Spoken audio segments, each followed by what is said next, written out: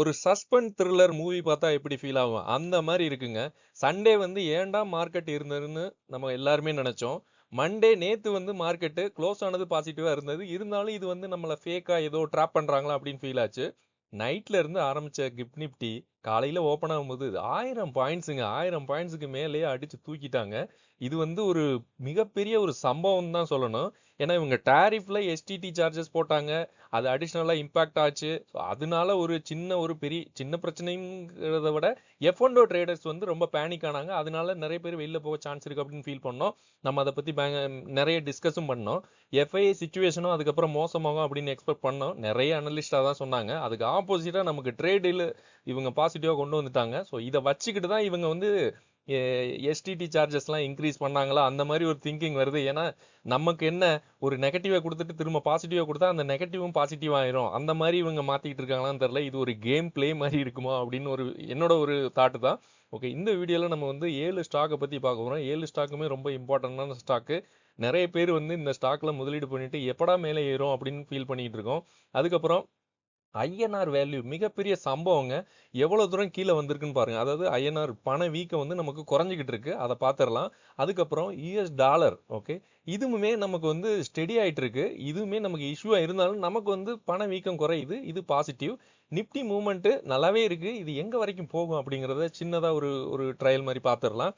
Tariff வந்து எவ்வளவு தூரம் ரெடியூஸ் பண்ணியிருக்காங்க, ஏசியன் கண்ட்ரிஸை கம்பேர் பண்ணா நமக்கு எவ்வளவு தூரம் பெர்ஃபெக்டா ரெடியூஸ் பண்ணியிருக்காங்க, அதை பத்தி பார்த்துடலாம். நேத்து வந்து முக்கியமான ஒரு மீட்டிங் நடந்தது நம்மளோட பிரைம் மினிஸ்டருக்கும் ட்ரம்ப்புக்கும். ஸோ நம்ம சொல்லிக்கிட்டே இருந்தோம், இதுக்கு ட்ரம்ப் கூட பரவாயில்ல அப்படின்னு எல்லாருமே சொன்னது கரெக்ட் தான். ஏன்னா ட்ரம்ப் வந்து டாரிஃப் ரெடியூஸ் பண்ணிட்டாங்க. பட் இங்க வந்து நம்மளோட எஃப்எம் ஃபினான்ஸ் மினிஸ்டர் வந்து எஸ்டிடி இன்க்ரீஸ் பண்ணதுனால என்ன அடியாச்சுன்னு நம்மவே பார்த்துட்டோம். பட்ஜெட் இம்பாக்ட் கண்டிப்பா இருக்கும்னு தான் நினைக்கிறேன். ஏன்னா பட்ஜெட் நல்ல பட்ஜெட் தான். எஸ்டிடி சார்ஜஸ் மட்டும்னால தான் நமக்கு வந்து பிரச்சனையா இருந்தது.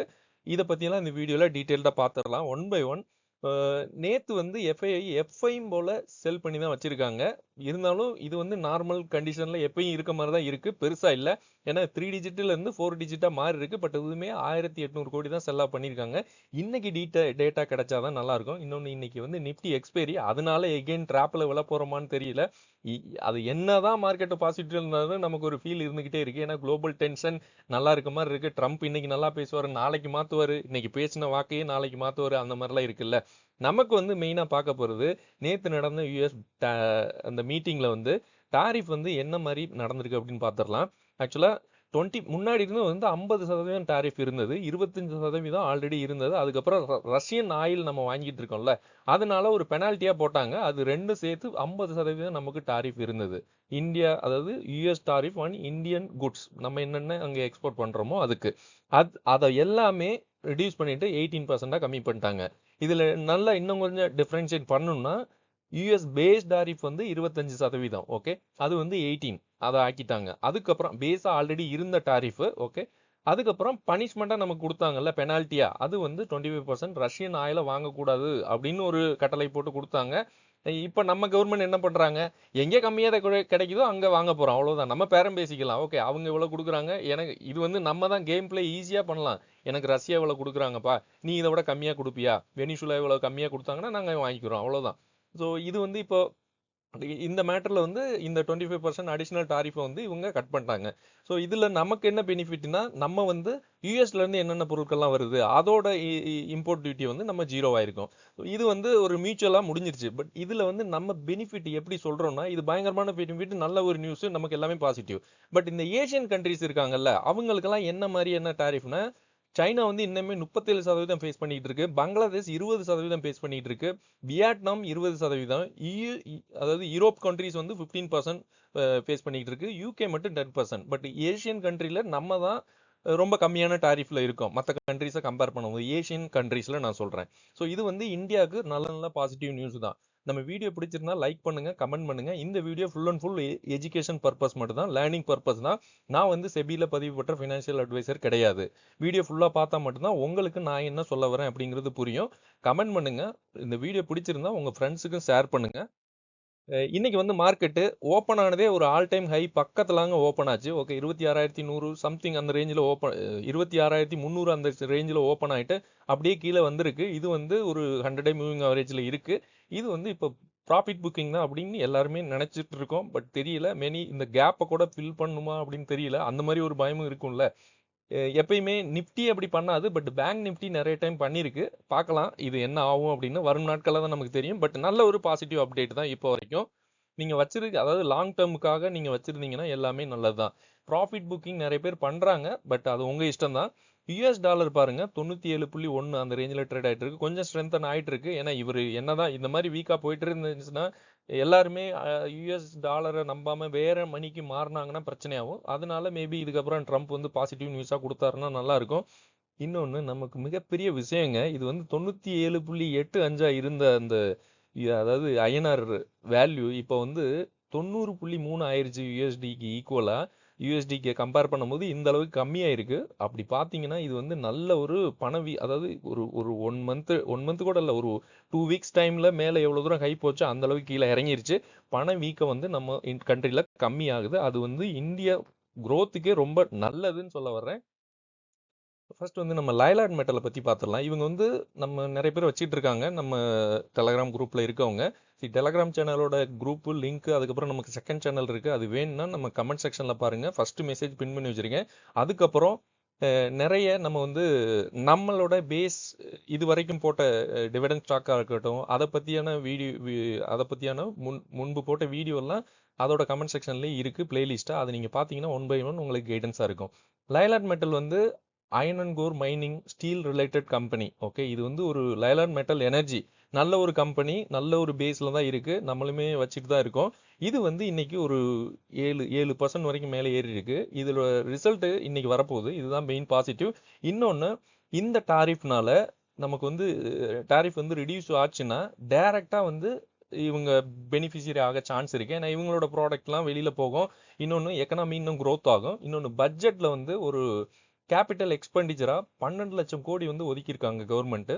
அது வந்து எதுக்கு யூஸ் ஆகும்னா ரயில்வே ஆகட்டும், ரோட்வே ஆகட்டும், இன்ஃப்ராஸ்ட்ரக்சர் இது எல்லாமே இன்க்ரீஸ் ஆகும்போது அதில் பேஸ், அதாவது ஒரு ஹார்ட்னா என்னன்னா ஸ்டீல் தான். ஸ்டீல் டிமாண்ட் கண்டிப்பாக வரும். ஸ்டீல் டிமாண்ட் வரும்போது இந்த கம்பெனிக்கு ஆட்டோமேட்டிக்காக ஒரு பெனிஃபிட்டாக இருக்கும். இந்த கம்பெனி ரிசல்ட் இன்னைக்கு வருது. இன்னைக்கு ரிசல்ட்டை பார்த்து தான் நமக்கு தெரியும். பட் இன்னைக்கு ஆல்மோஸ்ட் இது வந்து நல்லா பாசிட்டிவாக தான் இருக்குது. 7% வரைக்கும் ஏறி இருக்கு. 1178. இது வந்து லாங் டேர்முக்கு நம்ம ஹோல்ட் பண்ணிட்டு தான் இருக்கோம். எப்படி இருக்கும் பார்க்கலாம், வரும் நாட்களில் எப்படி ட்ரேட் ஆகும். அடுத்து வந்து பாலிமெட், இதுவுமே ஒரு சூப்பரான கம்பெனி. நிறைய பேர் வந்து கொஞ்சம் ஹைல வாங்கிட்டோம் அப்படின்னு ஃபீல் பண்ணோம், எல்லாருமே தான். ஓகே, இது வந்து ஒரு ஹெல்த் கேர் மெடிக்கல் டிவைசஸ் பெரிய எக்ஸ்போர்ட் கம்பெனி இந்தியாவில். இது வந்து எக்ஸ்போர்ட்டுக்கு மெயினாக ஃபோக்கஸ் பண்ணுறாங்க. இப்போதைக்கு ஒரு பெரிய நியூஸ்னா என்னன்னா மெடிக்கல் டிவைஸ் எக்ஸ்போர்ட் இந்த டாரிஃப் டிஸ்கஷனில் இது பாசிட்டிவ் ஆயிருக்கு அப்படின்னு சொல்கிறாங்க. மேக்ஸிமம் பாசிட்டிவ் ஆயிருக்கு. எக்ஸ்போர்ட் இம்போர்ட் டியூட்டிஸ்லாம் நிறையவே சான்சஸ் இருக்கு. அதனால யூஎஸ் மார்க்கெட் வந்து இன்னுமே கொஞ்சம் பெருசா இம்ப்ரூவ் ஆக சான்ஸ் இருக்கு. இந்த கம்பெனியை பொறுத்த வரைக்கும் இந்தியன் மெடிக்கல் டிவைசஸ் எக்ஸ்போர்ட்ஸ்க்கு வந்து இது வந்து பயங்கரமான அட்வான்டேஜ். அப்படி பார்க்கும்போது இந்த கம்பெனி தான் டைரக்ட் பெனிஃபிஷியரியா இருக்கு. இன்னொன்று, February 5 வந்து ரிசல்ட் வரப்போகுது இன்னும் 2 நாள்ல. அதுவுமே இன்னொரு பாசிட்டிவ். இன்னைக்குமே இந்த கம்பெனி வந்து ஒரு 8-9% வரைக்கும் பாசிட்டிவ்ல தான் ட்ரேட் ஆயிட்டு இருக்கு. 1580 இருக்கு. நிறைய பேர் வந்து டாப்ல வாங்கியிருக்காங்க. நம்மளும் ஃபோக்கஸ் பண்ணோம். பட் என்ன, ஒரு கம்பெனி வந்து அதை வந்து நம்ம ஃபோக்கஸ் பண்றோம் அப்படின்னா அதுக்கு பஃபர் அமௌண்ட் வச்சுக்கிட்டு தான் ஃபோக்கஸ் பண்ணணும். இன்னொன்று, சேவிங்ஸ் அமௌண்ட் நீங்க கையில வச்சிருக்கணும். அந்த தப்பை மட்டும் இதுக்கப்புறம் பண்ணாதீங்க. ஏன்னா இது வந்து ஒரு செத்து பிழைச்ச மாதிரி ஆயிருச்சு. எல்லாருக்கும் அந்த மாதிரி தான் ஃபீல் ஆகும். ஏன்னா எங்க போகுதுன்னே தெரியாம போச்சு. திடீர்னு பார்த்தா ஒரு ஹேட்ரிக் மாதிரி அடிச்சிட்டாங்க. ஹேட்ரிக் கூட இல்லை, ஒரு ஒரு த்ரில்லர் மூவி பார்த்த ஃபீலிங் வந்துருச்சு. பட்ஜெட்ல வந்து நல்ல ஒரு அலோகேஷன் கொடுத்துருக்காங்க. 10% வந்து அலோகேஷன் இன்க்ரீஸ் ஆயிருக்குங்கிறாங்க போன டைமை கம்பேர் பண்ணும்போது. இன்னொன்று, டொமஸ்டிக் மெடிக்கல் மேனுஃபேக்சரிங் வந்து நல்லா புஷ் பண்ணுறாங்க. ஓகே, இந்தியா லெவலில் நல்லா மேனுஃபேக்சரிங் பண்ணணும் மெடிக்கல் டிவைசஸுக்கு. அதுக்கப்புறம் பயோஃபார்மா சக்தி மிஷன் அப்படின்னு ஒன்று கொண்டு வந்துருக்காங்க. 10,000 கோடி வந்து அதுக்கு நிதி ஒதுக்கி இருக்கதா சொல்கிறாங்க. இதெல்லாமே நல்ல பாசிட்டிவ் தான். பட்ஜெட் வந்து நல்ல பாசிட்டிவ் தான். இந்த எஸ்டிடி சார்ஜஸ் தான் நமக்கு இம்பாக்ட் ஆனது. அடுத்து வந்து நியூஜென் சாஃப்ட்வேர், இதுவுமே ப்ராடக்ட் ஐடி கம்பெனி. இதில் லாக் ஆனவங்க நிறைய பேர். பட் இந்த கம்பெனி வந்து ரிசல்ட் வந்து ரொம்ப மோசமாக கொடுத்தாங்க. நல்லா இல்லை தான், உண்மைதான், ஒத்துக்கணும். இவங்களுக்கு வந்து இந்த டேரிஃப்னால நிறைய அடி வாங்குது. ஐடி கம்பெனி எல்லாமே அடி வாங்குச்சு. நம்ம ஃபோக்கஸ் பண்ணுறது மெயினாக வந்து இந்த மாதிரி ஸ்மால் கேப் கம்பெனி. சின்ன ஒரு நெகட்டிவ் வந்தாலும் அது ரொம்ப கீழே இறங்கும். அந்த மாதிரி பேசிஸ்லாம் இதில் சின்ன பாசிட்டிவ் வந்தாலும் பெருசாக மேலே வரும். பட் அது நம்ம வெயிட் பண்ணி தான் பார்க்கணும். லாங் டேர்ம்ல தான் இதெல்லாம் நடக்குது. பட் ஷார்ட் டேர்ம்ல சின்ன சின்ன நியூஸுக்கெல்லாம் இது வந்து இம்பாக்ட் ஆகுது. இன்னைக்கு வந்து இது பெருசா ஒன்றும் மூவ் ஆகல. பட் ஒரு 2% இன்னுமே மூவ் ஆகுதுன்னு நினைக்கிறேன். ₹570 இப்போ ட்ரேட் ஆயிட்டு இருக்கு. பட்ஜெட்ல வந்து digital India, IT ecosystem இதெல்லாம் சப்போர்ட் பண்றதா நிறைய ஃபண்டெல்லாம் இதுக்கு ஒதுக்கியிருக்காங்க. ஏஐ டேட்டா சென்டர் R&D இன்சென்டிவ்லாம் கொடுக்குற மாதிரி சொல்லியிருக்காங்க.